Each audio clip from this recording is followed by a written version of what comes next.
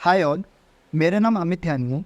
आज हम लोग कर रहे हैं न्यूट कोड प्रॉब्लम 1442।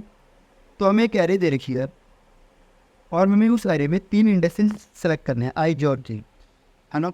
और ये बता रहा है कि जो आई जो होना चाहिए वो 0 से बड़ा होना चाहिए, 0 के बराबर होना चाहिए। जे आई से छोटा होना चाहिए और के जो होना चाहिए वो जे से बड़ा होना चाहिए, जे के बराबर होना चाहिए। एंड के जो होगा वो एरे लेंथ से छोटा होना चाहिए, ठीक है। और उन्होंने ए और बी दो वेरिएबल डिफाइन कर रखी कि ए जो होगा वो एरे आई से लेके एरे जे-1 तक का जोर होगा, एंड बी जो होगा वो एरे जे से लेके एरे के तक का जोर होगा। हमें ऐसे ट्रिपलेट फाइंड आउट करने आई जे के जहाँ पर जो ए जो होगा वो बी के बराबर होगा, ठीक है। तो कहने का मतलब है कि ये मेरी एरे है, ओके। हमें 3 इंडेक्सेस फाइंड आउट करने हैं। तो फिर मान लीजिए ये आई है, ये जे है, ये के है, ठीक है। सच दैट मैंने यहाँ पे नीचे एग्जाम्पल लिखा हुआ है कि ये एरे है और ये 3 इंडेक्सेस है आई जे के। हमें जोर निकालना है आई से लेके जे-1 तक का, ठीक है। ये ग्रीन पोर्शन में यहाँ से यहाँ तक का जोर निकालो, और सेकंड आप क्या करो, जे से लेके के तक का जोर निकालो, ठीक है। और अगर ये दोनों जोर वैल्यू सेम आ रही है, इक्वल आ रही है, तो मैं कहूँगा कि मुझे एक ट्रिपलेट मिल गया, ठीक है।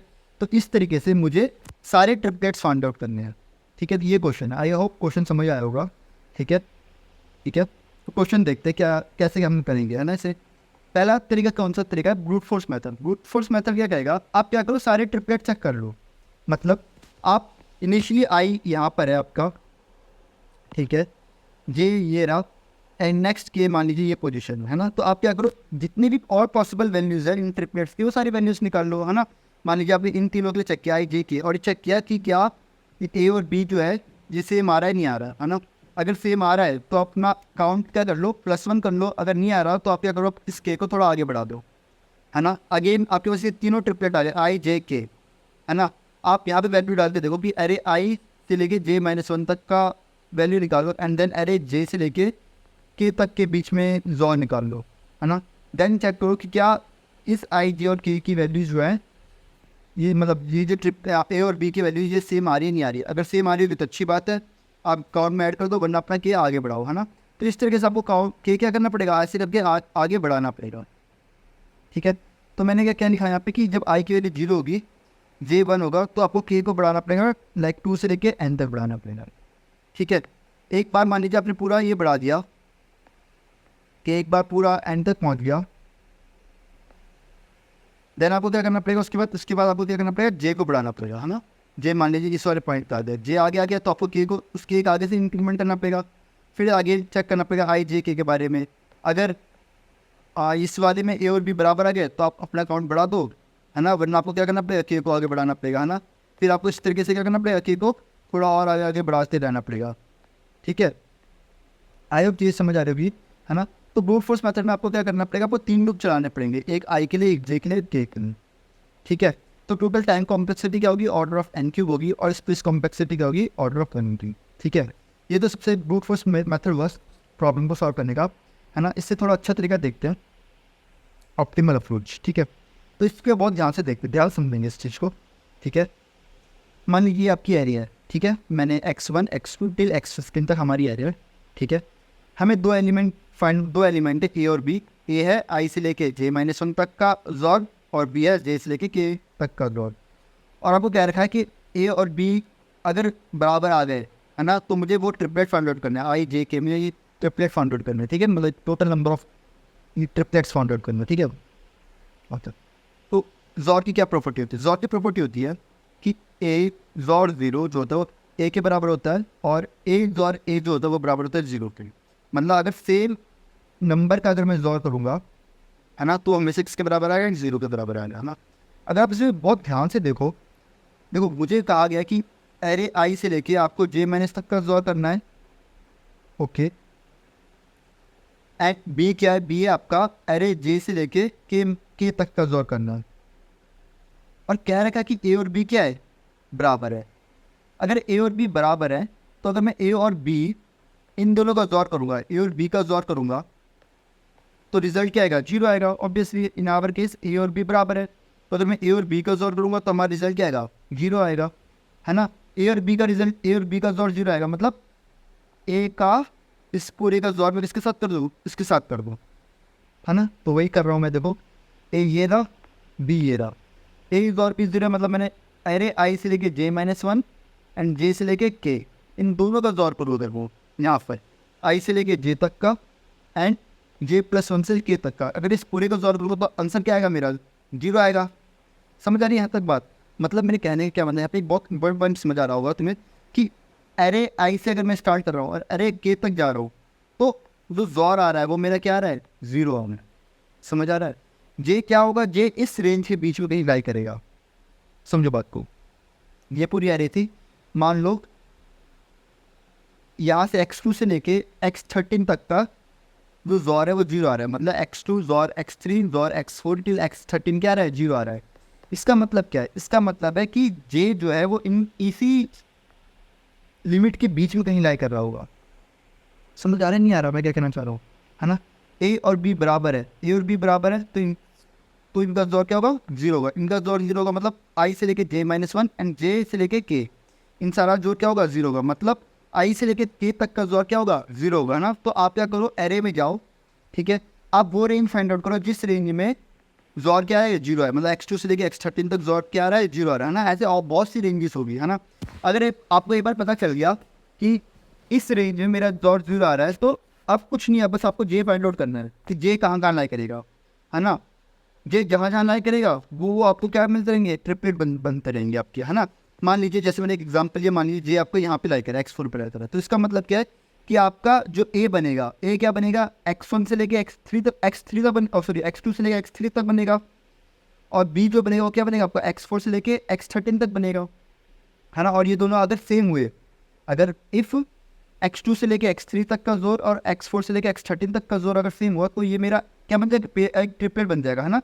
2, 4 एंड 13, ये एक मेरा ट्रिपलेट बन जाएगा, है ना। और मैं अपना जो काउंट है उस काउंट में ये ट्रिपलेट क्या कर दूंगा, ऐड कर दूंगा। समझ आ रहा है मैं क्या कहना चाह रहा हूँ।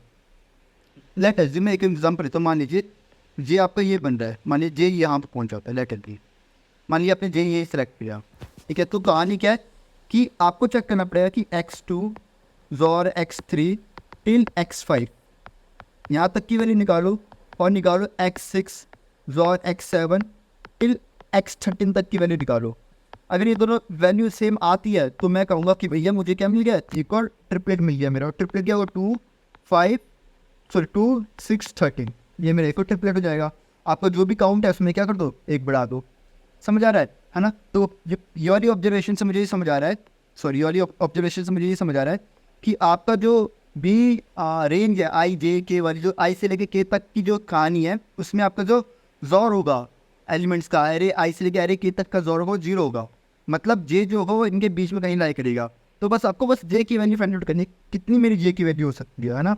अगर इसके बीच में अगर 10 जे की वैल्यूज़ है तो मेरे काउंट कितने होंगे, 10 काउंट्स होंगे। समझ आ रहा है मैं क्या कहना चाह रहा हूँ, है ना। लेट एज्यूम मेरा जो जे है वो यहाँ पे लाई कर रहा है, ये मेरा जे है, x3 मेरा जे है। तो इसका मतलब क्या है कि x2 से लेके सिर्फ x2 तक का, और x3 से लेके x3 x4 टिल x13, अगर ये वैल्यू मेरी सेम आ गई तो मतलब ये मेरा अगेन ये मेरा एक क्या बन जाएगा, ट्रिपलेट बन जाएगा। 2, 3, 13, ये भी मेरा एक ट्रिपलेट बन जाएगा। तो आपको काउंट को दोबारा बढ़ाना पड़ेगा, ठीक है।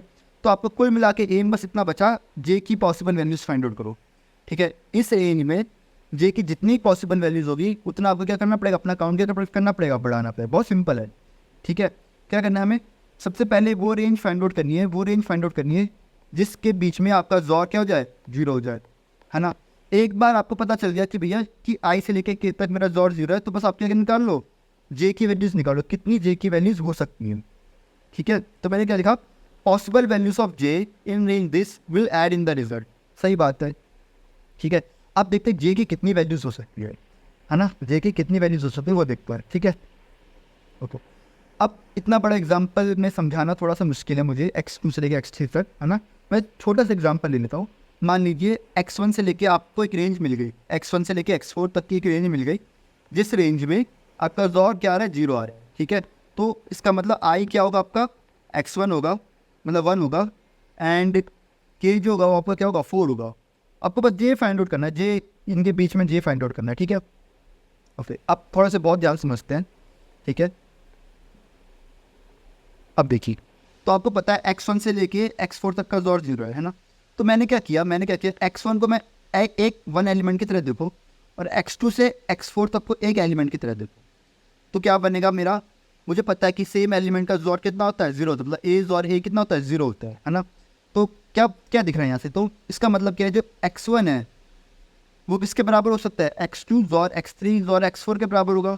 सही बात है या नहीं है, बताओ। इसको मैंने एक एलिमेंट मान लिया, इस पूरे को मैंने एक एलिमेंट मान लिया है ना, और इन दोनों का जोर क्या है, 0 है। तो इसका मतलब क्या है, x1 जो है वो किसके बराबर आ गया, x2 जोर x3 जोर x4 के बराबर आ गया। तो इसका मतलब क्या, मुझे एक ट्रिपलेट मिल गया। कौन सा ट्रिपलेट मिल गया, 1 2 4 1 2 4। ये चीज़ समझ आ रही है कि ट्रिपलेट मिल गया। कैसे मिल रहा है मुझे ट्रिपलेट, है ना। यही तो मैं कहना चाह रहा हूँ कि आप क्या करो, एक रेंज निकाल लो जहाँ पे आपका जोर 0 है। मुझे पता है कि x2 से लेके x13 तक का जोर 0 है, मान लो, लेट अज्यूम x2 से लेके x13 तक का जोर 0 है। आप बस j की वैल्यू फाइंड आउट करो उस पर, है ना। आपको एक बार j की वैल्यू फिर मिल गई, मान लो ये j की वैल्यू मिली है, या कोई भी j की वैल्यू मिली है, कि मान लीजिए आपको j की वैल्यू ये मिल गई है, j की वैल्यू, है ना, x3 मिल गई है, लेट अज्यूम, है ना। तो इसका मतलब क्या है कि x2 जोर x3 यही तो होता है आपका a, है ना। a क्या होता है, a क्या होता है आपका, a क्या होता है, a क्या होता है, i से लेके j-1, है ना, मतलब 2 से लेके 3। यहाँ से यहाँ तक आपने जोर निकाला x2 जोर x3, ठीक है, और अगला जोर निकाला x4 से लेके x13 तक, है ना। अगर ये दोनों बराबर हो गए तो इसका मतलब आपको क्या मिल गया, एक पेयर मिल गया। और वो पेयर कौन सा होगा, 2 4 13 वाला पेयर होगा, नहीं होगा, है ना। और आपको अपना काउंट क्या करना पड़ेगा, एक इंक्रीमेंट करना पड़ेगा। सेम वही चीज़ मैं यहाँ पे कर रहा हूँ, बस थोड़ा छोटा एग्जाम्पल लिया मैंने, 1 से लेके 4 तक का, है ना। पहले मैंने एज्यूम कर रहा हूँ, लेट एज्यूम मैंने इसे अलग अलग ले लिया, 1 को अलग ले लिया, 2 3 4 को एज अ होल ले लिया, है ना। तो इसका मतलब क्या है कि x1 जो होगा वो इस वाले के बराबर होगा, नहीं होगा, है ना। तो मुझे क्या मिल गया, एक ट्रिपलेट मिल गया। समझ आ रही बात, x1 x2 x3 x4, है ना। मैंने यहाँ से लेके यहाँ तक को एक टर्म मान ली, किसी एक टर्म मान ली, तो x1 जो आ रहा है बराबर आ रहा है x2 और x3 और x4 के बराबर आ रहा है।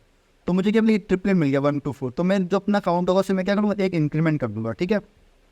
आगे सेम चीज़ देखते हैं, x1 जोर x2 जोर x3 जोर x4 इक्वल टू 0, सेम यही चीज़ देखता है, ठीक है। लेट अज्यूम इस बार मैं x1 और x2 इसे एक एंटिटी मान रहा हूँ, है ना, और बाकी को मैं क्या मान रहा हूँ, एक एंटिटी मान रहा हूँ। तो यहाँ से भी समझ आ रहा है कि दिस जोर दिस इक्वल टू 0, तो इसका मतलब ये भी ए है, ये भी है। इसका मतलब कि x1 जोर x2 बराबर है किसके, x3 जोर x4 के। आगे मुझे दोबारा से ये रेंज मिली नहीं मिली, है ना। तो इस बार मेरा जो ट्रिपलेट बनेगा क्या होगा, 1 3 4, ये मेरा ट्रिपलेट होगा। समझा रहे, तो मैं क्या करूँगा, ये जे के ए को वैल्यू मिल गई मुझे, है ना, तो मैं अपने रिजल्ट में ये भी ऐड कर दूंगा, ठीक है। अगला देखते हैं, इस बार मैं क्या करूँगा, x1 जोर x2 जोर x3 जोर x4, ये था ना हमारा। अब क्या करूँ, x1 से लेके x3 वाले को एक क्वांटिटी एक एंटिटी मान लो, x4 का अलग मान लो, x1 से यहाँ तक को एक मान लो, यहाँ को अलग मान लो। तो ये क्या है, ये भी a, ये भी a और a 0 आ रहा है। तो इसका मतलब क्या है, यहाँ से लेके ये जो चीज़ होगी किसके बराबर होगी, x4 के बराबर होगी नहीं होगी। तो अगला ट्रिपलेट क्या होगा मेरा, 1 4 4 अगला ट्रिपलेट होगा। समझ आ रहा है मेरी बात, मैं क्या कहना चाह रहा हूँ। तो हमारा बस एम यही है कि अगर बाई चांस x1 से लेके x7 तक, लेट अज्यूम x1 से लेके x7 तक अगर मेरा जोर 0 आ रहा है, तो मतलब j की वैल्यू निकालो, कितनी j की वैल्यू हो सकती है ना। और खुद बताओ कितनी j की वैल्यू हो सकती है। जितना मैं यहाँ पे पेयर बनाऊंगा, एक बार x1 को अलग मान लो, x2 x3 x4 एक साथ हो जाएंगे। एक काउंट ऐसा हो सकता है, दूसरा क्या हो सकता है, x1 x2 एक साथ मान लो, है ना। सेम देखो यहाँ पे मैंने वही लिखा हुआ है। क्या हो सकता है कि एक बार x1 को एक तरफ ले लो और x2 से लेके x7 तक को एक साथ ले लो। एक ग्रुप तो मेरे ऐसा बन सकता है। अगला ग्रुप क्या बन सकता है, x1 x2 को एक साथ ले लो, अगला x3 से लेके x7 तक एक साथ ले लो। समझा रहा है, अगला x1 से लेके x3 तक ले लो, अगला क्या होगा, x4 से लेके x7 तक होगा। सिमिलरली x1 से लेके x4 होगा अगला, और ये क्या होगा, x5 से लेके x7, है ना। तो लास्ट तक कहाँ तक जा सकता है, x1 से लेके x6 तक, और लास्ट क्या बचेगा, x7, है ना। तो बताओ टोटल ग्रुप्स कितने बन रहे होंगे, 6 ग्रुप्स बन रहे होंगे। सिंपल है ना, देखो 1 2 3 4 5 6 6 ग्रुप बन रहे होंगे, है ना। तो अगर मुझे आई से लेके के दे रखा है, अगर मुझे क्या दे रखा है, आई से लेके के दे रखा है ना, लेट अज्यूम साफ कर देता हूँ मैं से। अगर मुझे आई से लेके के दे रखा है, तो बताओ यार मुझे कितने ग्रुप्स बनेंगे, मेरे कितने ग्रुप्स बनेंगे, के माइनस आई ग्रुप बनेंगे, सिंपल है ना। अगर मुझे आई और के दे रखा है तो कितने ग्रुप्स बनेंगे, के माइनस आई ग्रुप बनेगा, सिंपल है। तो कितना आसान क्वेश्चन है ये हमारा, है ना।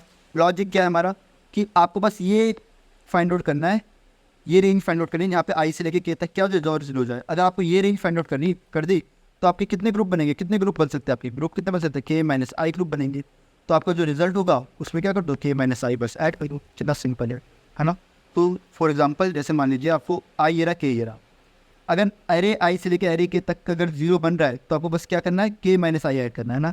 अगर नहीं कर रहा तो के को आगे बढ़ा दो, यहाँ आके आगे आ गया।